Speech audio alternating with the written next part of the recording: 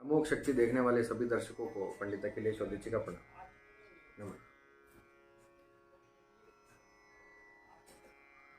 मित्रों, मेरे पास अब तक जितने प्रश्न आते हैं उनमें से सबसे अधिक बार पूछे गए हैं, उनमें से एक ये प्रश्न है जिसका उत्तर मैं आज इस वीडियो में लेकर आया हूं।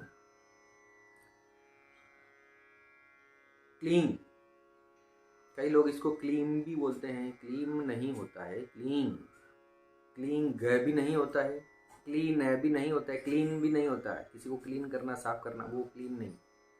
क्लीन बस ग नहीं लगेगा, होठ बंद नहीं होंगे, मैं भी नहीं लगेगा। क्लीन बस वो अंग में चला गया, क ख ग घ इस तरह से क्लीन, इस तरह से अंदर चला गया। क्लीन मंत्र के बारे में आज मैं इसके ऊपर मैं प्रयास करूंगा कि इसका पूरा रहस्य आपके सामने खोलकर रख दूं एक ही वीडियो में। वीडियो लंबा बनेगा इसलिए मैं अधिक देर नहीं करूंगा शुरुआत करने में। देखिए, वास्तव में क्लीन जो है बीज मंत्र है, ये अब हम सब जानते हैं। बीज मंत्र कौन होते हैं? बीज क्या होता है? जिसके अंदर पूरा विराट छुपा हुआ होता है। उस बीज के अंदर, बीज वो है जिसके अंदर पूरा वृक्ष छुपा हुआ होता है। अगर उसको सही दशा दिशा, उसको सही परिस्थितियां, सही उसको वातावरण मिले तो वो एक वृक्ष का रूप ले लेता है और क्या क्या आपको नहीं दे सकता, आपको वो फल देता है। ठीक है, यही होता है बीज का मतलब। बीज मंत्रों को बीज मंत्र क्यों कहा गया है? वो इसीलिए कहा गया है कि दिखने में छोटे होते हैं, लेकिन उनको सही विधान के साथ, सही विधि के साथ, उनको समझकर, उनकी प्रकृति समझकर अगर आपने उसी परिदृश्य में जपा, उनके अनुकूल होकर ही आपने उनके साथ व्यवहार किया, तो वो एक वृक्ष के रूप में आपको फल प्रदान करेंगे। ये समझिए बीज मंत्रों का अर्थ। दिखने में छोटे हैं लेकिन काम बहुत करते हैं। तो क्लींग भी जो है एक बीज मंत्र है। हमारी सनातन मंत्र शास्त्र के अंदर हर अक्षर एक मंत्र है, अंग से लेके ज्ञंग तक। इन्हीं में से बीज मंत्र बनते हैं। कई सारे बीज मंत्र आपने सुने होंगे। आइन सुना होगा, ह्रीं सुना होगा, क्लींग उसमें से है, श्रीं सुना होगा। और इन सब से ऊपर आता है प्रणव, ओम, अ उ म।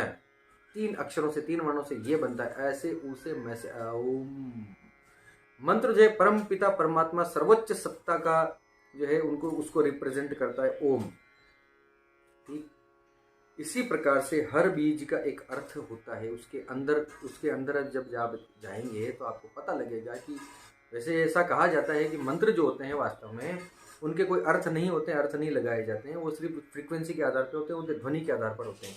उसकी ध्वनि आपके किन बिंदुओं को, आपके शरीर के कौन से सेंटर्स को प्रभावित करती है, उसी प्रकार से वो काम करते हैं। वो ध्वनि सृष्टि में कौन सी फ्रीक्वेंसी को जाके प्रभावित करती है, उसको आकर्षित करती है, वही आपके साथ होने लग जाता है। ये मंत्रों का सीधा सीधा अर्थ है। इसके ऊपर मैंने बहुत बड़े बड़े 2 वीडियो बना रखे हैं, मैं इसमें डिस्क्रिप्शन में डाल दूंगा, आप देखिएगा। मंत्रों की पूरी व्याख्या उसके अंदर मैंने कर रखी है। क्लींग की बात करेंगे। क्लींग में देखिए 4 जो है इसके अंदर वर्ण है, 4 इसके अंदर यूनिट्स हैं, 4 इकाइयां हैं इसके अंदर। क, ल, ई और बिंदु, वो जो बिंदी लगती है ना, क्लींग। ये 4 चीजें इसके अंदर हैं। सबके अपने अपने अर्थ हैं। हमारे मंत्र शास्त्र के अनुसार, हमारे व्याकरण मंत्र शास्त्र के अनुसार भगवान शंकर ने जब डमरू बजाया था, 14 सूत्र जब निकले थे, उससे पूरा मंत्र शास्त्र निकल गया।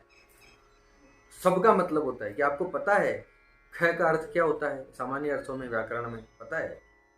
ख का अर्थ होता है आकाश। ख, जी हाँ बिल्कुल, सिर्फ ख। ख का अर्थ होता है आकाश। आकाश भी होता है, मतलब ऐसा नहीं सिर्फ आकाश, आकाश भी होता है। इसीलिए खग बोला जाता है पक्षी को। ख ग, ख में गमन करने वाला, आकाश में उड़ने वाला, आकाश में गति करने वाला कौन? पक्षी। खग इसलिए बोला जाता है। तो संस्कृत व्याकरण को ऐसा ही मत समझिए। एक एक शब्द का अर्थ होता है, एक एक शब्द की उत्पत्ति होती है, उसके अर्थ होते हैं, प्रॉपर अर्थ होते हैं। तो इसीलिए संस्कृत के मंत्र जो होते हैं वो सबसे ज्यादा काम करते हैं। आपके जीवन में भयंकर बदलाव आ सकता है, अंदर से लेके बाहर तक। बड़े बड़े साधु महात्मा, जो बड़े बड़े संत महात्मा जो हुए हैं हमारे सनातन धर्म के अंदर उन्होंने ऐसे ही इतने महान नहीं हो गए, उन्होंने मंत्रों के ऊपर बहुत बहुत काम किया, उन लोगों ने मंत्रों के रहस्य को समझ लिया। चलिए वापस अपनी बात पर आ जाते हैं। क्लीं, क, ल, ई और बिंदु। क का अर्थ होता है इसी प्रकार से जैसा मैंने ख के बारे में बताया। क का एक अर्थ होता है ईश्वर का सगुण स्वरूप, अभीप्सा, साकार रूप। यानी इसको आप इस तरह से समझिए कि आपकी इच्छा, वो कैसे क्या रिप्रेजेंट करता है आपकी इच्छाओं को। भौतिक रूप में जो भी आप चाहते हैं, जो भी आप सोचते समझते हैं, देखते हैं, ईश्वर की इच्छा क्या है आप सब देखिए। ये सब थोड़ा थोड़ा दर्शन से बात हो रही है, आप समझने की कोशिश कीजिएगा। ईश्वर के दो रूप होते हैं, एक तो उसका तत्व, एक उसका साकार रूप, उसकी इच्छा। ईश्वर तो परमपिता है, परमपिता परमात्मा, जिसका कोई रूप नहीं, कोई रंग नहीं, कोई रस गंध नहीं, लेकिन उसको हम एक मूर्ति बनाकर पूजा करते हैं ना, वो उसकी इच्छा है। रूप रस गंध हम स्पर्श सब डाल देते हैं, उसको उस रूप में हम पूजा करते हैं। वो साकार रूप है, वो कुछ है। इतना सुंदर मेरा लड्डू गोपाल, उसको हम माखन मिश्री का भोग लगा रहे हैं, है ना। सुंदर सुंदर उनको कपड़े वस्त्र बदल रहे हैं, उनकी सेवा कर रहे हैं, पूजा कर रहे हैं। ये भी एक मानसिक शांति क्रिया योग के अंदर आता है, इसमें भी मानसिक शांति मिलती है। मंत्रों में भी इसी प्रकार से क का अर्थ होता है उसका सगुण स्वरूप, क भौतिक स्वरूप, जिसमें एक प्रकार का जो है वैभव हो। इसको जोड़ा जाता है सीधा सीधा आपकी इच्छा से। ठीक, आपको कितना समझ में आया कितना नहीं आया, मेरे पास शब्द नहीं है समझाने के लिए। क्या का मतलब समझ लो, इच्छा, अभीप्सा, लालसा। तो क्लीं जो है उसको मंत्र शास्त्र के अंदर काम बीज बोला जाता है। हर बीज का एक स्वरूप होता है, एक नाम होता है। जैसे रीम है, रिंग है जो उसको माया बीज कहा जाता है, क्रीं है उसको काली बीज कहा जाता है ना, आइन है उसको सरस्वती बीज कहा जाता है। इस प्रकार से क्लीं जो है उसको काम बीज कहा गया है। अब काम का अर्थ यहाँ स्पष्ट होता है। काम का अर्थ जो है सीधा सीधा जो है आप सहवास से न लें, संभोग से न लें। काम का अर्थ होता है इच्छा, कामना।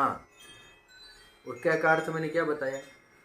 तो क्या का अर्थ होता है कामना, इच्छा, अभीप्सा, लालसा, सगुण स्वरूप, ईश्वर का सगुण स्वरूप। ईश्वर अपने सगुण रूप में आएंगे तभी तो उनके अंदर कोई इच्छाएं होंगी, उनके कुछ प्लस और माइनस आपको देखने को मिलेंगे, उनके कुछ स्वरूप उनको देखने को मिलेगा। जिसका कोई स्वरूप नहीं उसकी कोई कामना भी नहीं। शिव जब अपना स्वरूप धारण करते हैं, जब जटाएं हैं, उनके गले में नाग है, उनके पास माँ गौरी बैठी हैं, गणेश है, कार्तिकेय उनका परिवार है, उनके सगुण स्वरूप है, तो उनके साथ बहुत सारी चीजें हैं। कौन किस चीज का प्रतीक है? लेकिन जब शिवलिंग का आकार लेके हैं तो निराकार, निर्गुण, वो सिर्फ शिव तत्व है। इसी प्रकार क्लीं को माया बीज कहा जाता है, सॉरी, क्लीं को जो है काम बीज कहा गया है, या फिर कामना की पूर्ति करने वाला बीज, भौतिक संसाधनों को देने वाला क्लीं। तो ये बताया मैंने क्या का अर्थ। अब आते हैं ल के ऊपर। देखिए, क्लीं को कई जगह कृष्ण बीज भी कहा जाता है, कई जगह काम बीज भी कहा जाता है, लेकिन मंत्र शास्त्र के अंदर, तांत्रिकों के अंदर काम बीज कहा गया है, योग शास्त्र में इसको कृष्ण बीज कहा गया है। भगवान श्री कृष्ण से भी इसको जोड़ा जाता है। कह के कई अर्थ आते हैं। कृष्ण जो आकर्षित करे, जिसमें आकर्षण हो, वो कृष्ण। भौतिक संसाधनों को जो आकर्षित करता है, हर वस्तु को दुनिया की जो आकर्षित अपनी तरफ कर लेता है, वो क। और इसमें पहला वर्ण है क क्लीं में, इसीलिए इसको आकर्षण से और वशीकरण से भी लोग जोड़ के देखते हैं। इसका एक्चुअल अर्थ ये नहीं कि वशीकरण हो जाएगा क्लीं से, नहीं। ये आपके अंदर इस प्रकार की ऊर्जा, आपकी फ्रीक्वेंसी इस प्रकार से करेगा, आपका ऑरा इस प्रकार से बनाएगा कि संसाधन जो है आपकी तरफ खींचते चले आएंगे। आप जो चाहेंगे, आपके अंदर संकल्प की सिद्धि होने लग जाएगी। जो आप सोचेंगे, इसको जपते हुए वो काम पूरे होने लग जाएंगे। ये है आकर्षण। अब आते हैं ल पर। ल का अर्थ होता है स्थिरता,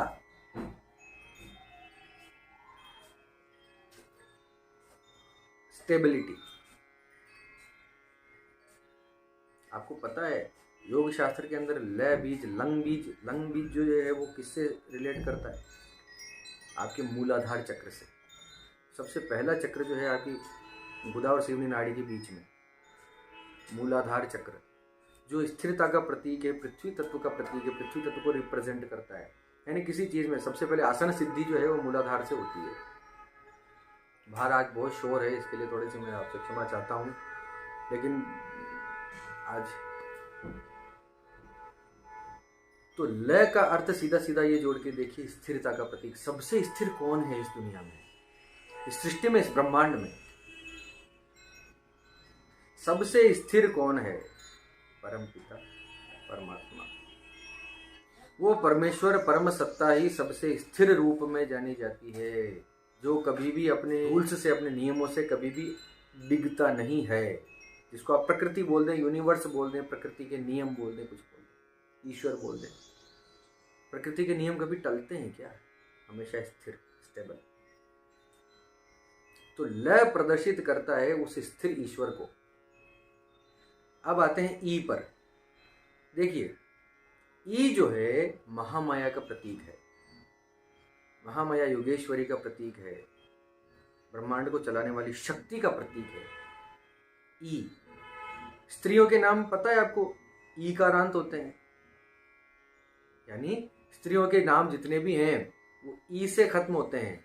रोशनी या देवयानी, इस प्रकार से नीति, प्रीति, ज्योति, ई से रिलेट करते हैं, अंत में उनकी ई होता है। हम ठक से समझ जाते हैं कि स्त्री का नाम है। आ से भी होते हैं, ठीक है, आ की कभी बाद में बात करेंगे। तो मोस्टली ई से, ई जो है प्रतीक है स्त्री का, महामाया योग माया का। बिंदु, अंत में बिंदु आता है परमपिता सत्ता, शून्यता का, गूंज का, इको का, आत्मा का, आत्म तत्व का।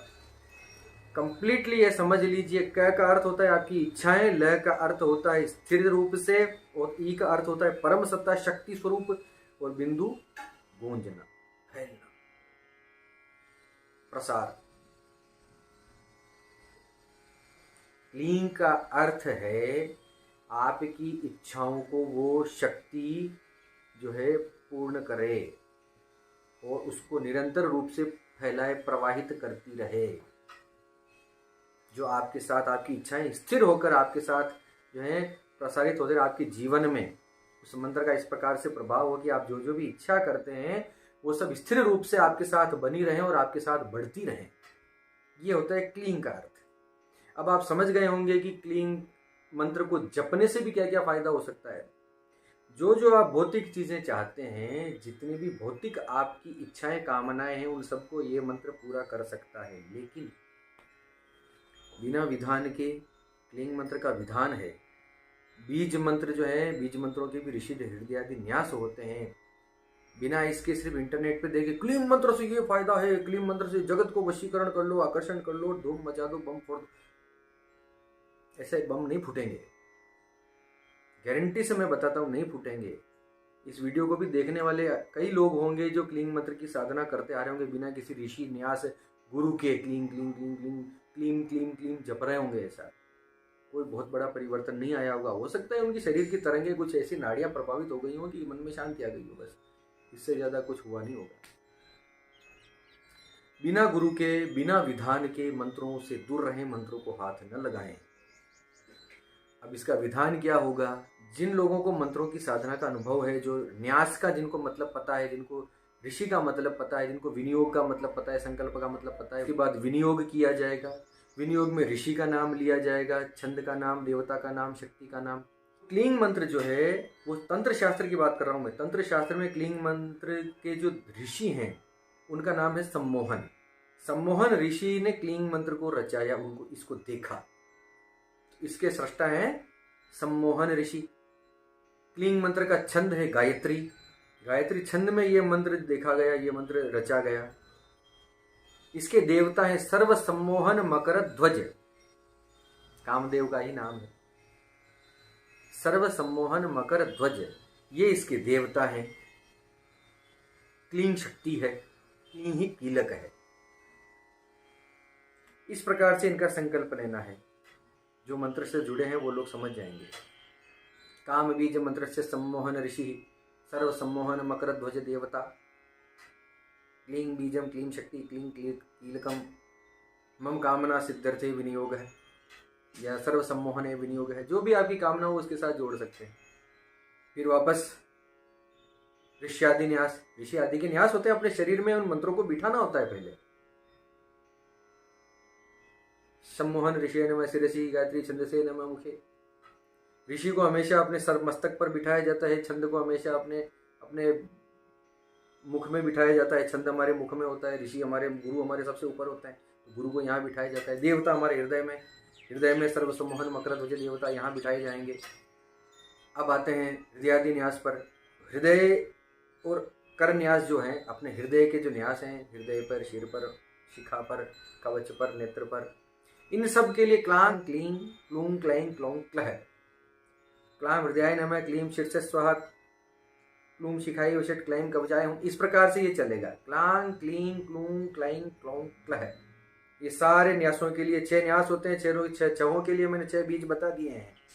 जो लोग नहीं समझते उनको मैं ठीक से समझा भी नहीं पाऊंगा यहाँ पे, और ना ही समझे तो अच्छा है, क्योंकि बिना गुरु से मिले ये सब नहीं होता। लेकिन जो लोग समझते हैं उनके लिए है ये सब। जो अपने कर न्यास जो होते हैं, अपने हाथों के ऊपर जो न्यास होते हैं, उनके लिए भी यही 6 न्यास हैं। क्लां क्लीं क्लूं क्लैं क्लौं क्लः, क्लां क्लीं क्लूं क्लैं क्लौं क्लः। ठीक है, तो ये हुआ। उसके बाद इनका ध्यान है। ध्यान आपको कामदेव का ध्यान कहीं भी मिल जाएगा। इस साधना को शुरू आप कर सकते हैं। अगर आप साधना से जुड़े हैं, आपके कोई गुरु हैं, तो इस साधना को आप शुरू कर सकते हैं। मोटा मोटी तौर पे मैंने बता दिया है, और जानकारी चाहिए तो आप हमसे संपर्क कर सकते हैं। इनकी पूजा होती है। काम यंत्र जो होता है, कामदेव का जो यंत्र होता है, उसकी पूजा होती है। उसकी आवरण पूजा करना बहुत आवश्यक है। वो आवरण पूजा करें। उसके बाद मंत्र शास्त्र में 3 लाख का इसका पुरस्चरण बताया गया है। 3 लाख में ये मंत्र सिद्ध हो जाता है। तो पहली बार जब आप पुरस्चरण करें, तो मेरा ये आपको एडवाइस रहेगी कि किसी कामना के साथ न करें। मंत्र सिद्ध्यर्थम, इस मंत्र को सिद्ध करने के लिए इस कामना से ही ये मंत्र करें। कोई भौतिक कामना को लेकर इस मंत्र को पहले नहीं जपा जाना चाहिए। पहले इसको सिद्ध करना चाहिए। किसी भी मंत्र को सिद्ध करना चाहिए। एक और आवश्यक बात, ऐसा मंत्र शास्त्रों में कहा गया है कि कलयुग में जो है, सारी जितनी भी आप पूजा पाठ उपासना करते हैं, उसका चतुर्गुणा करना चाहिए। जितना मंत्रों में लिखा है वो तो सतयुग का जमाना था। सतयुग में 3 लाख का पुरस्चरण था। ये तो कलयुग है, इसमें 4 गुना ज्यादा मेहनत करनी पड़ेगी। तो 12 लाख का पुरस्चरण इस मंत्र का पहले बार में करना ही चाहिए। व्यक्ति को 12 लाख बार इस मंत्र को जपना चाहिए। हर दिन एक निश्चित अनुपात ले ले, उतने उतने मंत्र इसको कंटिन्यू करना चाहिए। मेरे ख्याल से 1 महीने भर, 1.5 महीने में, 2 महीने में आराम से हो जाएगा। लेकिन इसके फायदे बड़े हैं। अब मंत्र शास्त्रों में इसके क्या लाभ हैं वो भी मैं आपको बता देता हूँ। शास्त्र में जो लिखा है वो बता रहा हूँ। उसके अलावा तो इंटरनेट पे तो बहुत सारी दीन दुनिया हिला डाली लोगों ने। शास्त्र में जो लिखा है वो मैं आपको बताता हूँ। इसका पुरस्चरण 3 लाख जब है, उसके बाद दशांश तर्पण मार्जन और हवन होना चाहिए। उसके बाद उसका दशांश जो है ब्राह्मण भोजन होना चाहिए। ठीक, मधु से युक्त तो पलाश के फूलों से दशांश हवन होना चाहिए। शहद से भीगे हुए पलाश के फूलों से इसका दशांश हवन करना चाहिए आकर्षण चाहने वाले व्यक्ति को। इस प्रकार से हवन करके जो सुगंधित पुष्प से, खुशबू वाले फूलों से भगवान कामदेव की पूजा करता है, भगवान कामदेव उससे बड़े खुश होते हैं और अपनी जो एनर्जी है उस व्यक्ति में दे देते हैं। यानी उस व्यक्ति में भी आकर्षण की वृद्धि हो जाती है। जिसको उसको आप देखेंगे आप उसकी तरफ आकर्षित होने लग जाएंगे। ऐसी शक्ति उसमें आ जाती है अपने आप। ये मंत्र का काम है। जो दही से भीगे हुए अशोक के फूलों से 1008 हवन करता है, ये मंत्र सिद्धि की बात कर रहा हूं मैं। 1008 बार अशोक के फूलों को दही में डुबोकर जो हवन करता है वो पूरे जगत का प्रिय हो जाता है। पूरे जगत में उसके साथ शत्रुता रखने वाला कोई नहीं होता। वो सबको प्यारा लगने लगता है। अजात शत्रु जिसको कहा जाता है। यानी जो कोई उसको देखता है उससे प्रेम करने लगता है, उसकी तरफ खींचने लगता है। उसमें ऐसी शक्ति आ जाती है। अब सबसे इंपॉर्टेंट बात, जो अब तक टिक चुके हैं, जो अब तक टिक गए इस वीडियो में, उनके लिए बड़े काम की बात है। जो स्त्रियां अपने पति के प्रेम के लिए तरस रही हैं, जिनके पति देव उनसे प्रेम नहीं करते हैं, जो पति ऐसे हैं जिनकी पत्नियां उनसे प्रेम नहीं करती हैं, उन दोनों के लिए, पति और पत्नी दोनों के लिए ये साधना बहुत ही सफलतापूर्ण जो है, वो सफलतादायक उनके लिए है, अद्भुत लाभदायक है। स्त्रियों को मैं फिर बताता हूँ, इतने मंत्र अनुष्ठानों में जाने की आवश्यकता नहीं, वो सीधे सीधे क्लीन मंत्र का जाप शुरू करें शुद्ध अवस्था में। बस अपना संकल्प ले लें, इतने मंत्र में जपूंगी, और नवरात्रि ले लें, कोई विशिष्ट दिन हो, ग्रहण का दिन हो, उसमें अगर इस मंत्र को जपा जाए तो सिद्धि के करीब आ जाती है। महिलाओं को है इतना, महिलाओं को इतनी छूट है, महीने के 7 दिन छोड़ के अगर ये साधना करें, कंटिन्यू जपें इस मंत्र की, कंटिन्यू जपें, जपती रहें, 100 माला रोज करने लग जाएं, तो 3 महीने 4 महीने के बाद, मेरा अनुभव है, मैंने देखा है कि वो महिला जिसने इस मंत्र को लाख, सवा लाख, 3 लाख, 4 लाख बार जप चुकी है, ऐसी महिला उसके बाद 108 बार घी की किसी चीज में, घी की किसी वस्तु में इस मंत्र को जप के, जिसमें घी पड़ा हुआ हो, ऐसी वस्तु को अपने हाथ से 108 बार ढक कर अगर अपने पति को खिला दे, तो पति वापस उससे प्रेम करने लग जाएगा जो उससे प्रेम नहीं करता। बहुत सारे घरों को बनाया है इस मंत्र ने, जैसा हमने अपने अनुभव में देखा है, मैंने बताया है लोगों को। और इसी प्रकार से पत्नी पे भी, पत्नी के साथ भी आप ऐसा कर सकते हैं, लेकिन सारे विधि विधान की आवश्यकता है आदमी जात को, वो करना पड़ेगा। घी की किसी वस्तु में जप कर अपने पति या पत्नी को खिलाइए, पहले जपना पड़ेगा 3, 4 लाख, 5 लाख, आपके वो वश में हो जाएगा, आपको प्रेम करने लग जाएगा। प्रेमी प्रेमिका वाले, ये जो बॉयफ्रेंड गर्लफ्रेंड वाले चक्करों वाले, इस वीडियो के चक्कर में मत पड़ना, नुकसान करा बैठोगे अपने।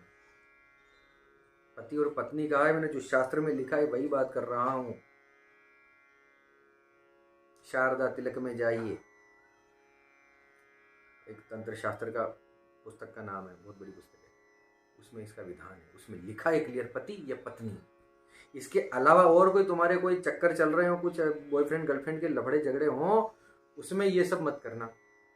वरना एक वशीकरण के ऊपर एक वीडियो मैंने बना रखा है, उसको देखना, अच्छे से समझना क्या नुकसान हो सकता है आपकी लाइफ में। तो किसी गलत नियत से तो करने का सोचना भी मत। बहुत सात्विक मंत्र है, नवार्ण मंत्र के अंदर आता है, ओम ऐं ह्रीं क्लीं चामुंडाई विच्चे, दुर्गा का मंत्र है, महादुर्गा का मंत्र है, उसके अंदर इसको प्रयुक्त किया गया है। सोच के रखना, दुर्गा की किसी चीज को छेड़ना नहीं, नुकसान करा बैठोगे। तो गलत नियत से नहीं, अपने अंदर आकर्षण चाहते हो, परमात्मा की प्रीति चाहते हो, कोई भौतिक संसाधन चाहते हो, ठीक है, लेकिन किसी का लाभ उठाने के लिए, किसी विपरीत लिंगी का लाभ उठाने के लिए, किसी महिला का गलत फायदा उठाने के लिए इसको करते हो तो नुकसान होगा। इसके अलावा इस मंत्र के लाभों में सौभाग्य, कांति, स्त्री, पुत्र, वैभव, धन, संपत्ति, सब कुछ ये मंत्र देता है, यदि इसे गुरु से प्राप्त किया जाए और पूर्ण विधान के साथ किया जाए। तो मेरे ख्याल से वीडियो बहुत लंबा हो गया है, लेकिन जो अब तक जो इस वीडियो में टिक गए हैं उनको मैं प्रणाम करता हूं, उनको नमन करता हूं कि आपने इतनी रुचि दिखाई हमारे मंत्र शास्त्रों में। तो आप भी आगे बढ़िए। मैं ये नहीं कहता कि इतना ये जटिल विधान है तो किसी को करना ही नहीं चाहिए, नहीं, आप कर सकते हैं। अपनी आत्मा से अगर मन शुद्ध है, सात्विकता से आप पालन करते हैं, तो बिना किसी विधान के भी आप लेकर आगे बढ़ सकते हैं। उनके लाभ बहुत देर से मिलेंगे, ये इतना है बस। विधान के साथ करते हैं तो थोड़ा लाभ जल्दी मिल जाता है। नहीं है, कोई गुरु नहीं है, कोई बात नहीं, कोई विधान आपके पास नहीं है, कोई बात नहीं, किसी से सीख लीजिए और जपना शुरू कीजिए। भगवान महादेव को अपना गुरु मानकर प्रारंभ कर दीजिए, बीच में छोड़ना नहीं, कंटिन्यू करते रहिए। साल भर तक कंटिन्यू कीजिए, 100 माला साल भर तक क्लीन मंत्र की करके देखिए, आपके दुख क्लेश मिटते हैं कि नहीं मिटते हैं। लेकिन तपस्या करनी पड़ेगी। चलिए, इसी बात पर आप सबके मंगल की काम। हाँ, आपको वीडियो अच्छा लगा हो तो लाइक कीजिए, शेयर कीजिए, इंटरनेट पर इस प्रकार की जानकारी को फैलाने में सहयोग कीजिए, किसी का भला हो जाए हमारे हाथ से बस। तो इसी के साथ आप सबके मंगल की कामना करता हुआ मैं पंडित अखिलेश उदित आपसे विदा लेता हूँ। धन्यवाद। सर्वे भवन्तु सुखिनः।